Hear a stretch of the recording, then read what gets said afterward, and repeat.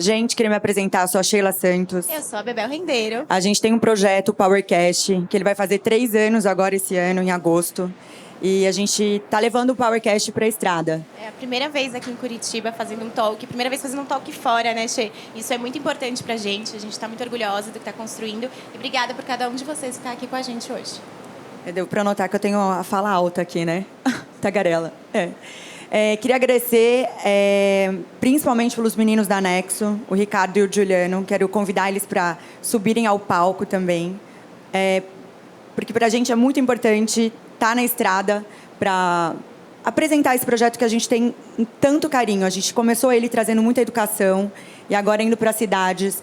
E para cada lugar que a gente passa, a gente traz um pouquinho de São Paulo para cada lugar, né, Bebel? Junto com o empreendedor local. Exatamente. Antes dos meninos poderem aí fazer uma participação muito legal, eu queria agradecer os nossos parceiros, Catalunha, Asterales, Cafeinarme, Noir Chocolates e Botânica Algin. FG Empreendimentos, Poupei, Chip e Meso, que fizeram e estão com a gente na estrada fazendo isso acontecer, né, Bebel? Exato. De quem que é nosso vestido? E os nossos looks maravilhosos do Shawish, muito obrigada. Ele vai palestrar aqui hoje também, deve estar chegando já já. Bora. Obrigada, meninos. Obrigada, meninas. Obrigado, meninas.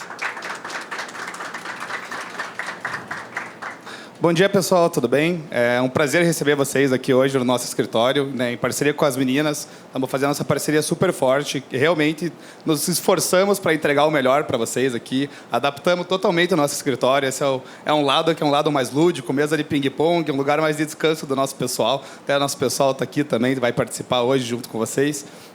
O dia está muito rico, com muitas coisas, de empreendedorismo, ESG, saúde. Então, sério, tá realmente palestrantes fantásticos para hoje. Eu queria agradecer a presença de todos vocês aqui e queria convidar ao palco também o nosso querido e grande comendador, Jackson Fressato. Uhul! Vamos fazer uma fotinho com ele antes de Vamos começar? fazer uma fotinha. Eu gostaria de agradecer a presença de todos vocês aí também. Fico muito orgulhoso de ver todo o público aqui. Vai ser um evento maravilhoso, principalmente começando com esse monstro aqui, que é nosso amigo, que inclusive genial. E é isso, pessoal. Bora.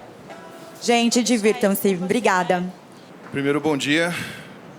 Obrigado pela oportunidade. Obrigado por vocês estarem aqui conosco, né? Acho que antes da gente agradecer só os donos da casa, né? A gente agradece quem também levantou cedo para estar prestigiando esse evento.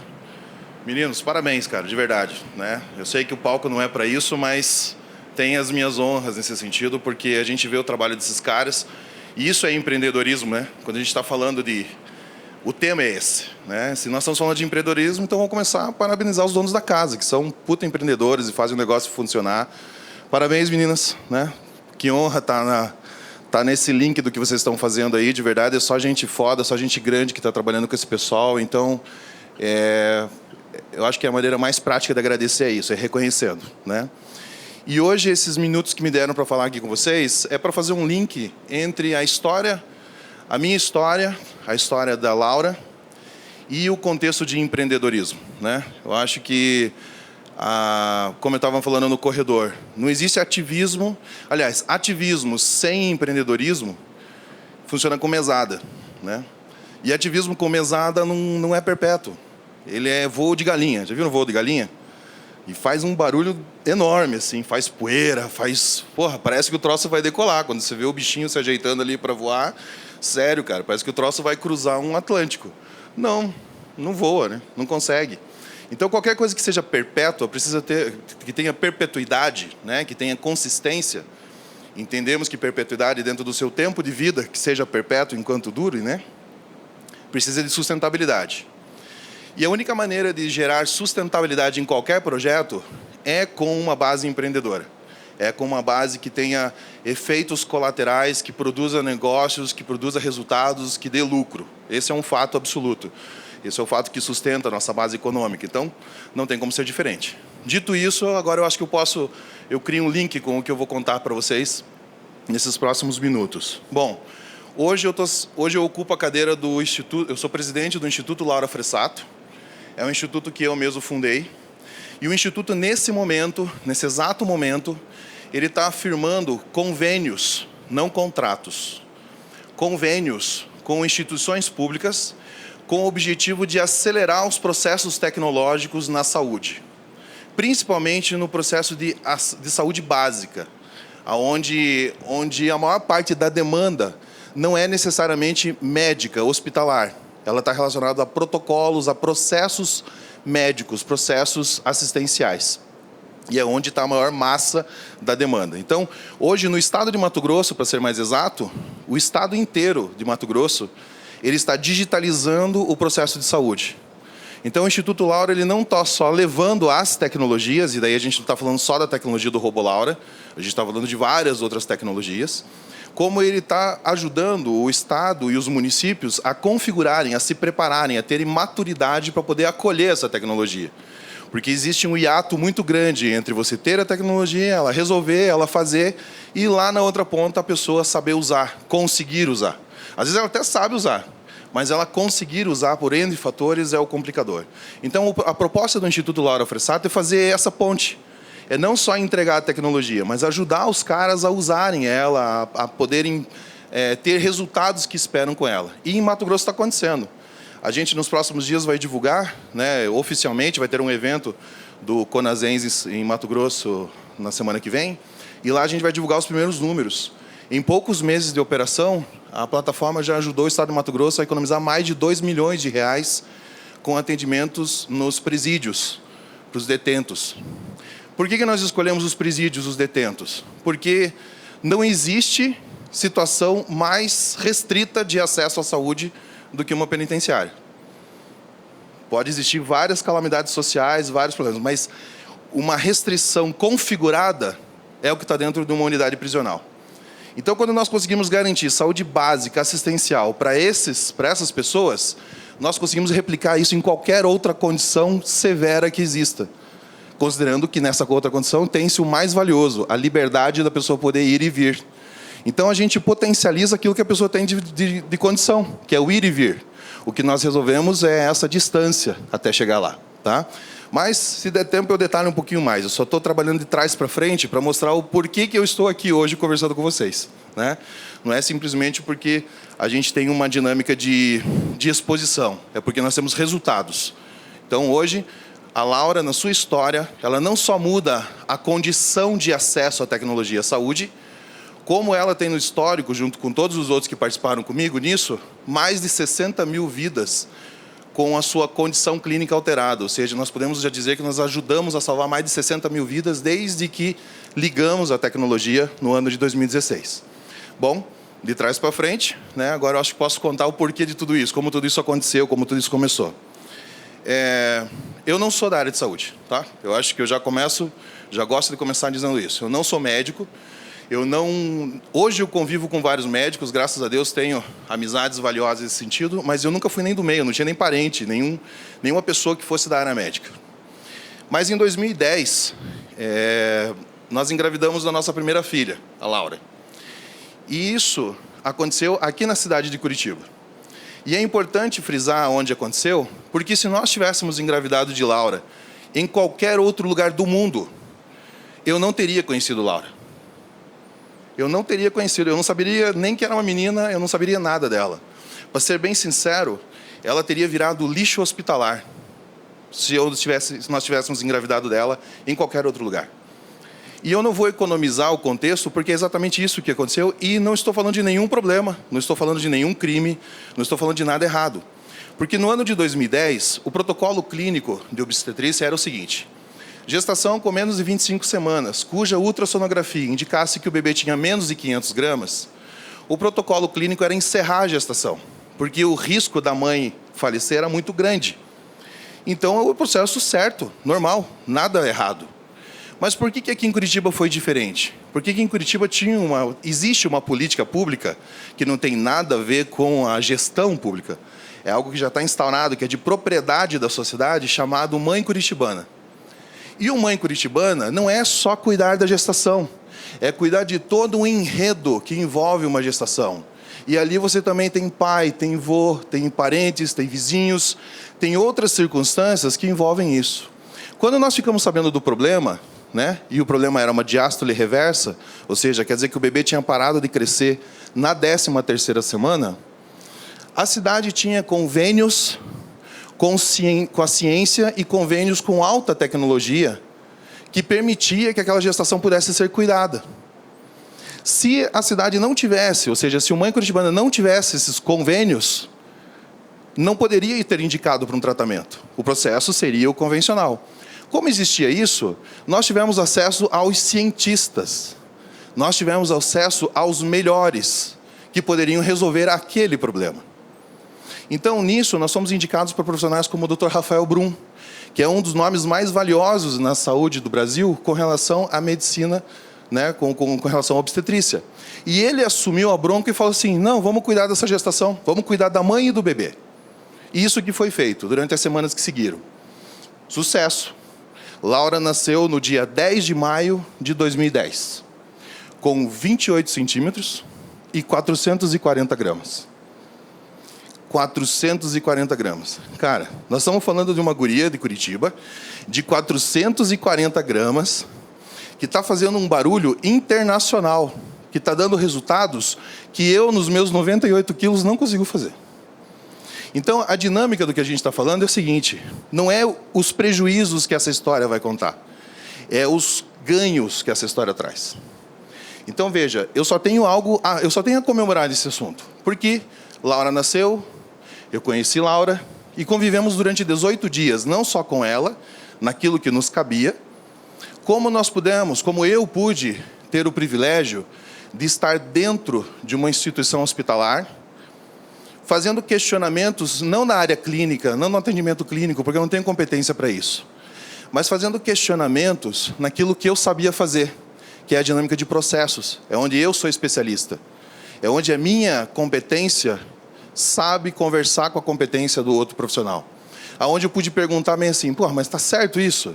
Está certo esse processo? Por que fulano não está participando? Por que a gente só conversa com o médico preceptor 6 horas da tarde? Por que ela não pega o telefone e faz isso? Todas essas perguntas que estavam diretamente relacionadas ao meu bem precioso, né? Aquilo que estava sendo cuidado, foram devidamente registradas, né? Hoje são mais de 23 cadernos, mas no começo, todo dia eu chegava em casa e fazia o debriefing de todas as minhas dúvidas, tudo que eu tinha que perguntar, porque eu não tinha resposta para aquilo. E assim eu comecei, sem saber, um projeto que hoje está dando os resultados que eu comecei contando para vocês. No dia 28 de maio de 2010, a vontade de todos nós, a vontade dos médicos, a vontade da equipe e a própria vontade da Laura de viver foi vencida por um problema chamado sepse. A sepse, ela ganhou aquele dia o jogo. Tinha 5 crianças internadas naquela UTI. 5 crianças internadas.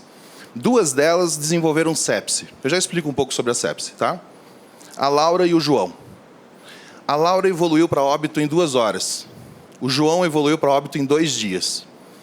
A Laura era uma prematura extrema. O João também, mas a Laura em si é uma prematura extrema. A gente nunca vai saber qual seria o verdadeiro, qual seria o resultado final, né, do processo com a Laurinha. Eu tinha plena consciência que a gente não estava num parque de diversões, né? Eu tenho plena consciência de que tudo aquilo não era um mar de rosas. As consequências podiam ser e seriam provavelmente bem trágicas. Então, se ela conseguisse sobreviver todo aquele processo, ela com certeza teria sequelas muito, muito fortes de tudo que ela passou. Mas ok, a gente estava fazendo a nossa parte. Agora, o João, a outra criança que faleceu, ele estava com 1.200 gramas, ele já estava há 4 meses naquela UTI, ele já tinha passado por todos os processos críticos que um prematuro passa, tá? Sabe, tipo aquelas semanas que todo mundo fica preocupado, que parece que o bebê não vai render. Ele passou por tudo, o cara estava muito fera, ele já tinha resolvido 90% do problema. Era só 10% que o pessoal precisava cuidar, só 10%. O João também faleceu por sepse, ele também foi vítima de sepse. O João estava 2 semanas de ir para casa. Com relação à Laura, a gente nunca vai saber o que aconteceu, até porque isso é um assunto resolvido. Alguém consegue mudar isso? Não, né? Então, está resolvido esse assunto. Agora, se tem um cara que não precisava ter morrido aquele dia, esse cara era o João. Se nós tivéssemos avisado a equipe com 2 horas antes, cara, só 2 horas, eu não estou nem falando de um dia inteiro. Se a gente tivesse dado a notificação de que ele estava em risco 2 horas, o João estaria fazendo 13 anos de idade esse ano, 14 anos de idade esse ano, porque ele nasceu antes da Laura. 14 anos. Então, o que me motivou a dar sequência a todo esse trabalho não foi o que aconteceu com a Laura, porque o que aconteceu comigo e com a Laura está resolvido. É irreversível. Concordam? A gente consegue mudar alguma coisa? Alguém tem uma ideia de como mudar isso? Se tiver, por favor, me chama no canto, eu estou super ansioso para ouvir. Não tem. Então está tudo bem, ok? Mas agora, a situação que aconteceu com o João não é uma situação que se repete. Não são situações que com certeza se repetiriam. Então foi nisso que eu foquei. Porque eu tive o privilégio de conhecer minha filha graças a uma tecnologia social, graças ao relacionamento dessa tecnologia social com outras tecnologias. Mas o João, ele estava só usufruindo, ele e a família dele, usufruindo do direito mínimo dele. Eu só vi a mãe do João 2 vezes nesses 18 dias. Porque, diferente de nós, ela não podia ficar 18 horas todo dia ali do lado. Ela era uma empregada doméstica. Então, ela estava confiando que o sistema estava funcionando. Igual ao João, igual à família dele, nós temos aí, milhões de pessoas que estão nessa demanda. Só que o serviço está ofertado. A diferença é, como que eu faço que o Dr. Rafael Brum, o melhor do mundo, porque sempre para mim vai ser o melhor do mundo, né? Conheci a Laurinha graças a ele, então minha dívida é, ele é o melhor do mundo, simples assim. Como que eu faço que o Dr. Rafael Brum esteja com essa inteligência toda disponível para o João, que está lá no interior de Mato Grosso? Essa é a distância que precisa ser resolvida. Essa é a distância que precisava ser resolvida. E eu já comecei a idealizar isso em 2010 mesmo. Entre 2010 e 2012, eu estudei o assunto. Eu estudei sepse, eu estudei o porquê que não tinha tecnologia disponível para resolver isso. Eu estudei os motivos e, vou ser bem sincero, ali no começo eu também queria saber quem tinha errado, né? Quem tinha feito o principal erro nesse sentido. Não vou mentir que a gente não tem essa necessidade de achar um culpado nesse contexto. Só que nessa busca de achar o culpado, eu percebi que todos nós tínhamos obrigações com aquilo. Então, eu poderia passar, na verdade, aqui 2 dias contando só o que o pessoal fez naqueles 18 dias para cuidar das crianças.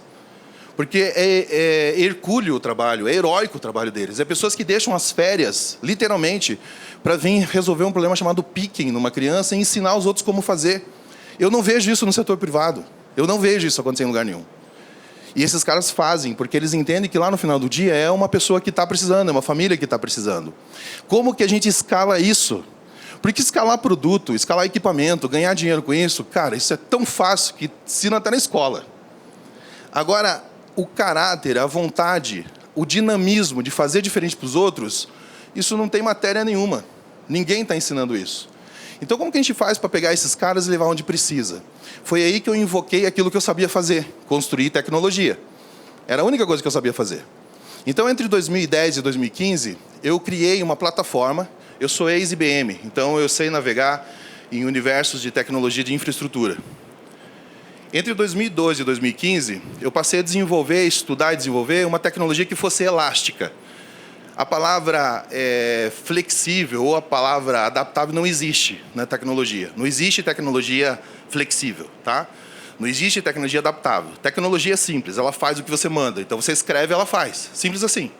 Não caiam nessa firula de que tem coisas mágicas, pode pilim-pim-pim, que você estrala e o rolê funciona. Não, é simples. Cadeira, palco. Eu quero a cadeira no palco. Essa regra você tem que criar. Não vai surgir do nada. O único elemento no planeta que consegue fazer com que isso aconteça sem escritos somos nós. O resto precisa ser escrito.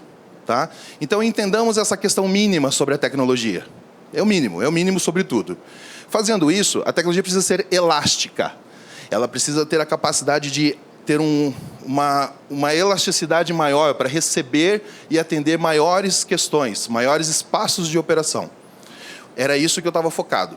Como que eu ia achar um cara que conseguisse ajudar, que conseguisse se conectar em diferentes sistemas e pudesse estar adaptado a diferentes protocolos? Porque são muitos protocolos, são muitas clínicas, são muitos processos. Enfim, esse estudo foi me levando a entender que não tinha nada disponível, que as Big Techs não estavam interessadas em criar soluções nesse contexto, que realmente os sistemas dos hospitais, além deles não serem absolutos na solução, eles não eram competentes, não serem competentes na solução, eles não eram absolutos na presença de mercado. Pra você ter uma ideia, até hoje, só 25% dos hospitais no mundo, não é só no Brasil, tem prontuário eletrônico. Só 25%. Então, isso não é um problema no Brasil, isso é um problema no mundo todo. Agora que está todo mundo entendendo que precisa ser digitalizado, para a jornada toda, essa coisa toda que, graças a Deus, chega numa cultura comum. Mas até então, não. Então, eu vi que eu tinha a oportunidade de criar algo, e foi o que eu fiz. Eu desenvolvi uma coleção de algoritmos de machine learning. Essa coleção de machine learning, no primeiro momento, ele tinha o objetivo de só identificar um risco de sepse baseado em dados históricos. E quando nós levamos isso para dentro do hospital, isso acabou subindo para um conceito de deterioração clínica do paciente. Ou seja, ele foi para a dinâmica de ensinar, dizer para o profissional de saúde, né, para toda a equipe de saúde, que determinado paciente está em risco. Só que ele sinaliza isso com 10 horas de antecedência. Ele não faz isso no momento que está acontecendo. Então, ele fica lendo os dados, o robô fica lá, lendo os dados do paciente. A cada 3,8 segundos, ele faz uma varredura em toda a base de dados do hospital, hoje da prefeitura, hoje do estado de Mato Grosso, entendeu? Olha o tamanho da abrangência disso. E é aquilo, um hospital, uma cidade, um estado, um país, é assim que a gente escala. Tá? Depois que a gente resolve o número 1, o resto é N. Essa é a dinâmica de escalabilidade, tá? Você querer olhar, nossa, eu quero um mercado de X bilhões. Tá, ok. Qual que é o 1? Porque é aqui que você tem que resolver. É aqui que eu começo a fazer o link com o empreendedorismo, para não fugir esse assunto, tá? Então, a solução que foi desenvolvida é essa. Se vocês entrarem no Google e pesquisarem sobre o Robolauro, vocês vão ver que tem muito conteúdo já a respeito. Precisava contar a história. Mas fazendo o link para a gente não perder o gancho do que a gente está querendo fazer sobre a dinâmica de, tá, e como que isso se paga? Porque alguém tem que pagar essa conta, tá? A Laura custou mais de 8 milhões de reais para ser desenvolvida.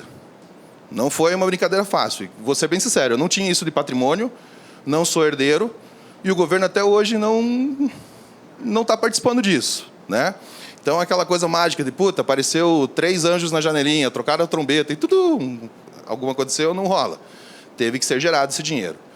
Para que isso aconteça, você tem que criar um canal, tem que ter um link de sustentabilidade. Então, em 2015, depois que eu validei que funciona, eu fui atrás de transformar isso num modelo de negócio. Eu criei uma startup, a Startup Laura. Em 2016, ela entra no mercado.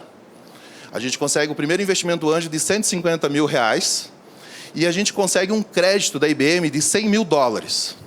Eu vou falar para vocês, o crédito da IBM foi muito mais valioso, não por ser em dólar, tá? Do que o investimento anjo. Porque com esses meio milhão de reais em serviço, eu pude fazer o que eu precisava na tecnologia. Eu pude errar tudo o que eu precisava. Errar consumo, errar tamanho de servidor, velocidade, processador. Pô, você sabe o que é você pegar um servidor e poder meter muito processamento nele sem ter dó? Lógico, vocês talvez não saibam, né? Isso é meio... Eu me cito com isso porque eu sou da área, mas assim, tipo, é muito legal isso. Só que isso é muito caro, daí você só vê só o crédito comendo ali, mas foda-se, eu ganhei, é para isso mesmo, e é isso que a gente mete. Então, nesse processo, eu consegui validar a tecnologia no Hospital Nossa Senhora das Graças. Nós instalamos em fevereiro de 2016, em março ou abril de 2016, o robô sinalizou o primeiro alerta que ajudou a salvar a primeira vida. Aí as irmãs olharam assim e falaram assim, a gente não teve gasto com a UTI, não teve gasto com isso, não precisou fazer aquilo, adiantou outra coisa, assim, tá, então põe no hospital todo. Aí expandimos para o hospital todo. Quando eu percebi esse interesse das irmãs na dinâmica de gerar contenção de recursos com isso, eu falei assim, tá aqui. É esse o nicho que a gente tem que ir. Em cima disso, eu comecei a focar o desenvolvimento do negócio nessa questão de melhorar a performance de hospitais, das operadoras de saúde e todo mundo que está envolvido. Nesse olhar, a gente faz a dinâmica de relacionamento com o negócio e começa a fazer os testes, né? Validar as hipóteses. Esse primeiro momento deu certo, tanto que nós conseguimos ir para uma nova rodada de investimento, conseguimos fazer uma captação de R$12 milhões, e nisso a gente coloca no mercado. Só que quando a gente colocou no mercado, a gente percebeu que o mercado falou assim, ei, mas eu preciso disso aqui também lá na ponta. Eu preciso disso aqui também lá com a pessoa, com o cidadão. E a gente não só teve essa invocação do mercado, como a própria pandemia falou assim, agora está todo mundo em casa, como é que a gente faz? Foi aí que eu já tinha desenvolvido uma parte da tecnologia para conversar com pacientes oncológicos Nós habilitamos essa tecnologia para poder conversar com as pessoas em casa. Então, hoje, as pessoas da cidade, várias cidades que têm convênio, mas, por exemplo, aqui de Guarapuava conosco, ou lá de Mato Grosso, de várias outras cidades, elas estão conversando por WhatsApp com alguém, recebendo orientações, dizendo aonde ir, o que tem que fazer. E, de repente, isso sugere um atendimento por telemedicina, esse é feito o agendamento e volta. Esse alguém que está conversando com as pessoas é o robô Laura. E não simplesmente dizendo bem assim, aperte 1 para isso, aperte 2 para aquilo. É numa conversação mesmo, porque ali tem inteligência artificial, ali tem um histórico de mais de 12 milhões de atendimentos únicos que foram feitos, ali tem uma memória sistêmica que permite essa integração entre o sistema e tudo mais. E o modelo de negócio ficou validado. Então, o que a gente está falando? Faça um negócio muito foda, faça um negócio muito solutivo para uma área de necessidade básica humana, que as outras áreas vão te chamar para conversar. Isso funciona, isso dá certo. Isso é você promover primeiro o teu propósito, e é como eu falei para o Giuliani, olha que legal, no final do dia a gente ganha dinheiro. E ganha muito dinheiro. Porque a gente resolve o problema. E quem resolve o problema, vende. Simples assim. Tá? Pessoal, o nosso tempo é reduzido, eu podia continuar falando um monte de coisa aqui para vocês. Eu até perguntei para os meninos que parte da história você quer que eu conte. Eles falam, não, conta a parte que você brigou com os médicos. Conta a parte que você brigou com os prefeitos. Conta a parte. Não deu, Juliano, não deu para contar essa parte. Mas a gente fala outra hora, tá? Quanto tempo eu tenho? Já acabou? Como é que tá? Cadê a produção? Quanto tempo tenho? Acabou? É? Mais quanto tempo? Uns 15 minutos? Pô, podia ter contado a parte da briga com os médicos. Bom, eu quero abrir pergunta para vocês, tá? Mas só para pegar esse gancho, então, já que eles me deram mais 2 horas de conversa, porque a gente começa algo que tem que terminar, né? 15 minutos é um problema deles. O meu é contar a história. Não, mas assim, o principal desafio de tudo isso, que eu acho que tá legal fazer esse compartilhamento, que esses dias eu fui assistir um podcast, até meu amigo Arthur mandou aqui, né? Levanta a mão, Arthur. Do Eike Batista. Aí um amigo meu falou assim, cara, o Eike Batista só está fazendo sucesso, aquela coisa nada toda. Eu falei assim, não, cara, eu quero escutar a parte que ele fala sobre quando ele quebrou. Eu quero escutar como que se quebra bonito, sabe? Tipo, o que é quebrado e ficar muito, muito estragado. Eu quero saber isso. Porque, tipo, é um caminho que eu não quero seguir, entendeu? O caminho do sucesso, meu Deus, todo mundo conta. O meu filho de 12 anos, o Léo, o irmão da Laura, ele só tem sucesso para contar. Se você sentar com ele, no final do dia é só sucesso. Então, assim, o sucesso é fácil de contar. Eu quero saber o que deu errado, né? Então, o que foi mais desafiador? O que está sendo mais desafiador de tudo isso? Não é se aproximar da classe dos médicos. Eles não foram ruins. Eles não foram maléficos no contexto. Pelo contrário, eles são a parte sagrada dentro desse contexto. Eles têm que entender que isso é usual, que isso é funcional. Só que não é um produto. Não adianta eu ficar criando um merchan enorme para o troço funcionar. Olha que legal. Não, o cara tem que consumir. Tem que ver que funciona. E hoje está dando certo. Eles viram a competência disso. Então, tendo competência, eu posso usar. Isso é seguro. Não adianta eu chegar para o mercado e querer enfiar a goela abaixo do mercado e falar, isso aqui vale X milhões. Invistam, coloquem dinheiro. Cara, investimento só entra em resultado. Se você não dá resultado, você não tem motivo para ninguém investir em você. Cara, nem a minha mãe investe em mim se eu não der resultado. Talvez seja só a minha, né? Mas, em teoria, nem quem te conhece investe em você se achar que não vai dar nada. Se for diferente disso, é mesada. Se for diferente disso, é presente. Se for diferente disso, é algo que não tem valor de continuidade. Lembra que a gente falou sobre a perpetuidade? Então, o desafio maior sempre foi fazer essa contraprova, de que a gente não tem que olhar da maneira que dá mais dinheiro. A gente tem que olhar da maneira que gera mais impacto.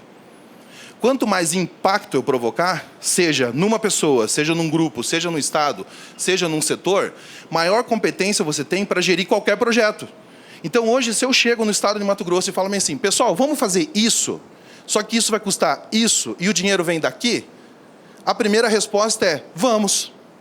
Agora, se eu fizesse isso lá em 2016, sem ter resultado nenhum, a primeira pergunta é, tá, mas qual é o artigo científico que você tem que comprova isso? Que eram as perguntas que eu mais escutava quando tudo começou. Tá? Primeira vez que eu subi num palco, tinha não sei quantos médicos na plateia, e a pergunta foi essa, tá, muito bem, puta, que legal, bonito, assim, mas e aí, qual é o artigo científico? Eu não tinha um artigo científico. Hoje eu tenho 14. 2 deles é de Harvard. Pergunta se eu uso eles hoje. Nada. Nem eu sei onde eles estão. Se eu precisar procurar, nem sei onde eles estão. Porque essa é a dinâmica. A gente tem que comprovar a competência. Então, se tem algo que você quer investir hoje, olhando para os seus próximos 5 anos, invista na tua competência. E competência você não aprende na escolinha. Competência você cria. Entendeu? Então, eu acho que essa é a grande sacada do projeto. As pessoas nos convidam, querem a nossa participação, porque hoje tem competência. Não é competência do Jackson, é competência do projeto, é competência das pessoas que trabalham juntos. E eu estou falando de gerações de pessoas que trabalharam juntos. A gente já teve mais de 4 gerações de equipe técnica, de engenheiros trabalhando conosco. Como eu queria ter o número 1 até hoje comigo.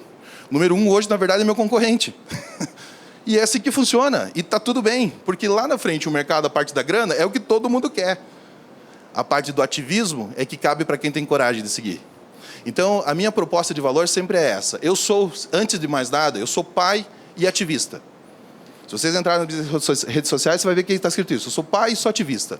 E é justamente por eu ser um ativista que eu sou comendador na cidade de Curitiba, né? Que recebia comenda ou reconhecimento nesse sentido. Depois disso, no final do dia, é que eu sou empreendedor, é que eu sou chefe, é que eu sou diretor, e é isso que eu faço para pagar as contas. Não é o inverso. Não é o inverso. Então, a competência vem justamente dessa entrega. Tá? Então, acho que com isso a gente amarra essa questão, esse tema. Vamos abrir para a pergunta, pesado?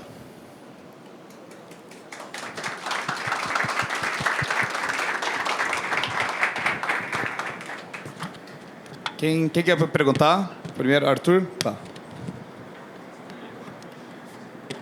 Puta, deu para um médico o negócio. Cara, antes... Que médico não é amigo, né? Você sabe disso, né? Ele era amigo até agora há pouco, agora não é mais. O Jackson, eu tenho o prazer de ser amigo pessoal dele. E esse teu feito aí já, porque há muito tempo isso já deixou de ser um projeto, né? A gente vê nos hospitais aí que a gente passa, que já tem um toque da Laura. E, cara, parabéns. Toda vez que eu te vejo falar sobre isso, a gente sabe que foi uma dor que resolveu problemas de muitas dores, né? Mas eu quero te pedir o seguinte, uma pergunta que eu nunca te fiz, assim, no fora. Você acha que a saúde, dentre os conceitos básicos que a gente tem, que as pessoas levam, as pessoas, vou dizer, entre aspas, e as que governam, ela está em que lugar, em que caixa que ela está? Primeiro, 10º, 5º? Cara, eu escutei uma frase esses dias. Tem um caso que a gente está com muito resultado mesmo, onde a gente zerou fila. Cara, sabe aquela fila de pessoas, de mãe, de crianças, 5, 6 horas da manhã? A gente zerou, não existe fila, não existe fila. As pessoas nem sabem, se existia fila, elas nem lembram, de tanto que está o conceito nisso. Aí eu fui, né, conversar com o gestor e falei assim, tá na hora de contar isso daí, né?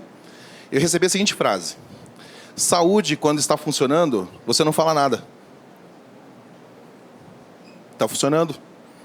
Que barulho você quer fazer? A obrigação está sendo feita. Então, não tem notícia para contar aqui. Eu estou fazendo a minha obrigação. Lógico que o conceito que eu estava falando é uma questão de exposição, mas pela lógica é essa. Então, é difícil dizer qual que é a ordem de prioridade. A saúde ela passa a ter uma prioridade quando ela se torna um problema. Senão, ela não é um problema. E o que a gente sempre entende é que saúde ela não precisa ser um problema se ela for pensada antes. Então, talvez seja esse é o exercício cultural que a gente tem que trabalhar não só com os gestores, que a gente tem que trabalhar com os executores. Porque se trabalha muito na doença, né, Arthur? Se trabalha muito na resolução do problema. E a gente sabe que se a gente gastar energia com a prevenção dele, nós podemos diminuir muita coisa. Por exemplo, por que eu começo contando a história do João e da Laura? E por que eu não foco na Laura? Porque o João é sabido que se tivesse sido previsto, se houvesse uma sinalização antes, o resultado seria diferente, a mudança de conduta seria outra. Pra você ter uma ideia, o primeiro caso que a gente recebeu, que a gente atendeu da Laura, o paciente era um menino de 21 anos. Porra, saudável, certo? Tipo, zero problema. Só que ele tinha sofrido um acidente de moto. Tinha sofrido uma cirurgia obstétrica. E o robô começou a dar sinal, alerta do cara, antes dele ir saindo do centro cirúrgico. Então, ele estava no centro cirúrgico, sei lá, 4º, 5º andar, e ele começou a sinalizar lá na enfermaria que estava vindo um cara ruim. Aí a enfermeira falou assim, porra, mas... Aí, primeiro, né, isso é a parte legal, durante muito tempo todo mundo falava assim, acho que o robô errou, acho que o robô está errado. Daí a pessoa disse, beleza, deixa o cara chegar. No que o cara chegou, o que aconteceu de diferente? A enfermeira foi ver ele, foi acolher ele. Geralmente é uma técnica de enfermagem, um técnico de enfermagem, ou o pessoal da equipe de manutenção que recebe e coloca ele no quarto, e está tudo bem. Como o robô deu um alerta antecipado, de algumas horas antes, ela foi acolher o cara. E quando ela foi acolher o cara, ela descobriu que ele estava com o Glasgow alterado. O que é o Glasgow? Deixa eu ver aqui. Glasgow é um parâmetro médico que avalia vários estágios para saber como é que está a consciência, a respiração, fraturas e tudo mais. Ele tem um número, vai de 0 a 15. E qual que é o equipamento que coloca para medir isso? Cara, é o médico ou a pessoa que é da saúde. Não existe. Não existe. Glasgow é só o profissional de saúde habilitado que consegue identificar. Ou seja, teria adiantado o robô ter dado o alerta se não tivesse uma observação de um profissional naquele sentido? Não. É aí que a gente entende que a coisa é simbiótica, né? A hora que os gestores entenderem isso, que você precisa dar informação antecipada, não só para o profissional de saúde, mas para o gestor também, ele saber onde... Por exemplo, uma das coisas legais que a Laura faz é mostrar o mapa de calor. Mostrar onde que a sinistralidade está concentrada. Então, quando você começa a ter casos maiores em determinada região, você vai ver que ali é porque está desabastecido, tem, o agente comunitário está de férias, o médico de família está de férias, e o posto de saúde teve uma baixa de não sei o quê. Cara, automaticamente aquela região começa a ficar vermelha. Porque as pessoas começam a demandar mais, porque o sistema está desabastecido. Pô, é a dinâmica de você pegar o telefone e falar assim, ô, João, você pode trabalhar amanhã no posto X? Ah, posso, pronto. Na hora o negócio baixa. O que foi feito de mágico nisso? Nada. Sabe quem que me ensinou a fazer isso? A Disney. Né? Que a Disney tem um puta de um painel lá de mapa de quente, mostrando onde está a concentração de problema. E sabe o que eles resolvem? Banheiro e água. Porque a Disney fala o seguinte, as pessoas ficam numa fila 2 horas para o brinquedo, mas não ficam 5 minutos numa fila do banheiro sem reclamar. A gente resolve aquilo que incomoda, a gente não resolve o problema maior, tá? Então eu peguei teu gancho para dar esse link. Tudo bem? Bom dia, Thomas, bom dia. Prazer. Tudo bom, Thomas? Eu sou leigo nessa área, tá? Eu trabalho com fast no, food saudável, não é Thomas. outra coisa. Não acredito no Thomas, ele pode ser leigo em medicina, mas no resto leigo. não, né? Não, tudo bem. E muito inspirador, parabéns, muito legal mesmo. Tenho 2 perguntas. Uma, quantos casos já foram alertados pelo seu software? E a segunda é, você tem planos para expandir esse software para outras doenças também? Começando pela segunda pergunta, é que a gente não olha doenças. A solução ela não resolve doença. Ela resolve o processo do atendimento. Então, ela já está hoje tratando deterioração clínica do paciente. Isso, que é o que resolve qualquer outra clínica. O que nós temos hoje fazendo são os protocolos de atendimento para fazer o acolhimento de determinadas clínicas. Então, hoje são mais ou menos 86 clínicas hoje que tem no mercado homologadas que envolvem a dinâmica do acolhimento. Tipo, quando for isso, você fazer agora. Por exemplo, dengue. Dengue tem três protocolos de acolhimento, porque você tem que evitar que seja uma dengue hemorrágica. Mas antes só existia 2, porque era fazer um direto do clínico ou mandar para algum lugar. Agora você tem o processo de pegar o dedo e apontar na câmera, e se o dedo marcar aqui, mostra que a pessoa pode estar com hemorrágica, daí ele tem o atendimento. Esse é um terceiro protocolo que se abriu esse ano, por conta da telemedicina. Então a medicina, essa dinâmica de atendimento, ela sempre vai ser muito elástica, criando coisas novas e desabilitando outras nesse sentido. Então o que a gente fez foi que o robô tivesse a capacidade de ser agnóstico nos protocolos, seja eles quais forem. E daí a pessoa desenha isso, treina a plataforma de acordo com o seu protocolo. Mas ele é completamente fixo na dinâmica de BPM, ou seja, de Business Process Management, ou seja, aquilo que está no processo. Então ele pega aquele protocolo, traz para dentro de um processo e vai fazendo checkbox. Checkbox. Opa, está errado, avisa alguém. Ou está faltando informação, avisa alguém. Cara, nada diferente do que acontece no método Toyota de ser. Puxa a cordinha quando uma coisa está errada. Só que quem faz isso é tecnologia, porque o profissional ele não tem capacidade de fazer essa leitura de grandes dados, né? E a tua primeira pergunta é sobre a questão da... tá. Nós temos pelos dados históricos já, que o robô já ajudou, já atendeu mais de 12 milhões de prontuários únicos. E que já ajudou a mudar a conduta de mais de 60 mil casos. Tem um valor estimado de economia para hospitais já ou não? Então, a gente não consegue chegar para o hospital, porque o hospital, o custo não é só na salvaguarda do paciente, né? Tem toda uma outra dinâmica.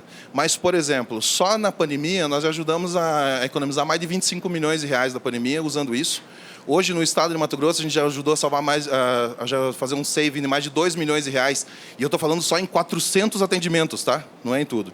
Então, assim, nós temos uma conta superficial, né, pegando frações disso, que é um projeto que já ajudou, já chegou em quase 1 bilhão de saving em todas as frentes que já trabalhou assim.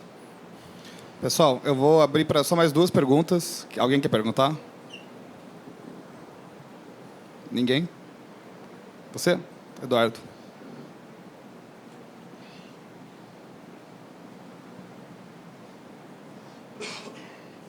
Olá, antes de tudo quero dizer que já assisti tua palestra dezenas de vezes e é sempre muito legal.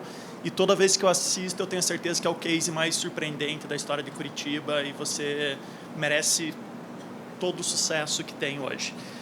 Falando bem da área de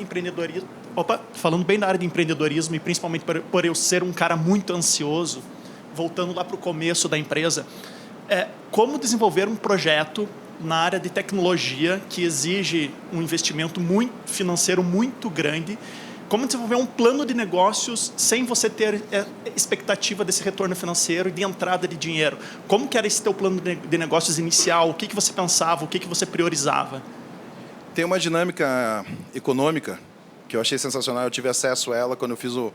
Como eu falei, eu não sou da área de saúde, mas também não fiquei na casa de papai até os 30 anos, né? Então, já estou no mercado há muito tempo. Antes da Laura, eu tinha participado de um projeto de uma empresa canadense. Eu fui o advisor num projeto numa empresa canadense que ela comprou uma grande fábrica de alimentos aqui no Brasil e ela trouxe o compliance dela para ser instaurado nessa operação. Isso é um inferno fazer isso. É um inferno, porque é uma mudança de cultura, você tem que ver fraude, né? Ou seja, é complicado, assim, você cria muito... As pessoas não ficam felizes com quem está fazendo isso, né? Não funciona. Mas participei e aprendi muito. E lá eu tive acesso a uma dinâmica chamada Budget Zero. É uma metodologia econômica chamada Budget Zero. E é sensacional. Eu chego hoje para a minha equipe e falo assim, pessoal, a gente tem que fazer um painel de economicidade, a gente tem que fazer isso, tem que fazer aquilo, tem que conectar com tal coisa, tem que subir em tal área, tem que fazer isso, aquele outro, tal. E o budget é zero. É lógico que a ansiedade vem em todo mundo. Você está louco? Como é que eu vou fazer? Como é que eu vou contratar gente? Isso é outro problema. Então, você está falando de custo.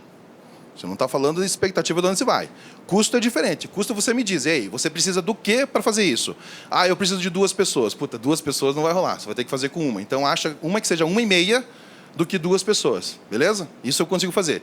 E daí você começa um processo de negociação dos teus recursos, onde você faz acontecer. E nesse meio tempo, você é o cara que esconde que os teus recursos estão em -5, -10, -15. Entendeu? Você esconde essa informação aqui. Porque daí cabe para cada área ir atrás do que vai suportar isso, sustentar isso. Plano de negócio está muito viciado em custos, em você montar o runway, ou você montar isso vai dar não sei o quê. A galera não sabe nem fazer medição de mercado. Compra medições de mercado pronta, tipo assim, esse mercado é um mercado de 4 bi. Vocês viram que eu escutei uma balela de um cara falando assim, se não for um mercado de 4 bi, eu não invisto. Eu falei assim, cara, se não for um mercado de 30 bi, eu não invisto. Que palhaçada é essa? Porque é uma coisa que não funciona. Então, no final do dia, a dinâmica de olhar para mercados, ele é muito mais ambicioso do que a dinâmica de realizar serviços. Você tem que saber em qual cadeirinha você pesa. Pessoal, eu estou ajudando a salvar vidas, eu sou ativista, mas não sou franciscano não, velho. Não sou, com todo respeito. Eu gosto da minha Harley Davidson, né? Gosto do meu coisa de vida, acompanhar o Arthur Edifio. O cara é médico, velho. Sabe que eu consigo ser amigo de um cara dele sem ganhar dinheiro no final do dia? Não tem como. Então, assim, não vamos misturar as coisas, mas são bandejas que você senta diferente. Na hora que você está fazendo o planejamento de para onde você quer ir, e isso é utópico, seja ambicioso para tudo, para não falar um palavrão exagerado. Muito ambicioso, mas ambicioso mesmo. Mais ambicioso do que você seria. Quando você precisar sentar e entender como faz, você volta para a cadeirinha da freira. Você volta para a cadeirinha de tipo, não tenho dinheiro, não tenho recurso, e se tiver, ninguém sabe. E daí você consegue fazer esse link entre projetar e realizar. Se você tentar realizar em cima de um projeto, sempre vai faltar dinheiro. Sempre vai faltar dinheiro. Mesmo quando você tem um recurso. Agora, quando você faz diferente, sobra dinheiro no final. Olha só, esse último ano da Laura, não tenho vergonha nenhuma de admitir, de comentar sobre isso. O projeto ele não chegou em escalas, né, milionárias. Ele é um projeto em contexto empresarial ainda early stage. Absolutamente early stage, por causa do faturamento. Poderia estar faturando mais? Poderia, mas eu optei por não fazer isso para fazer justamente aquilo que eu falei para vocês. Ter consistência, né? Ser algo que tenha o seu preço de usabilidade, não simplesmente uma proposta. Ele tem o seu valor reconhecido, não uma proposta de valor. Algo que seja consistente agora. Então, eu acho que a resposta direta para isso, sem ser mais prolixo, é tipo assim, cara, planeje, seja utópico nisso, mas na hora de executar, sempre pense que você não tem dinheiro. E daí você vai entender como vai fazer. A captação, o pegar o dinheiro, vai da tua capacidade como empreendedor. Você vai fazer isso com os teus recursos próprios, você vai vender tuas coisas, você vai pegar um investidor. O processo é muito. Eu fiz tudo isso. Eu vendi meu trabalho, vendi minhas coisas. Cara, tudo. Casa, carro, apartamento, moto. Eu sempre falo que a parte mais difícil foi a moto. Na hora de vender a moto ali, deu, sabe o negócio, você entrega e não pega, mais ou menos assim. O resto foi tudo, queimou tudo. Eu saí de um apartamento de 180 metros quadrados no Ecoville para morar durante 1 ano num apartamento de 33 metros quadrados no São Francisco. E foi o momento mais massa, porque foi quando eu estava fazendo a coisa acontecer, quando eu estava vendo que estava salvando vidas, quando funcionava. Então, a tua leitura de valoração de riqueza não pode se confundir com a tua proposta de negócio. Né? Às vezes, o momento que você está mais crescendo ganhando dinheiro é o momento que o teu CPF está mais pobre. Não o contrário. Entendeu? Então, eu acho que é esse mindset que tem que ser ajustado no empreendedor. Respondeu a pergunta? Pessoal, a gente acabou esgotando o tempo aqui. Vamos ter que seguir com o painel. Jackson, muito obrigado. Obrigado mesmo.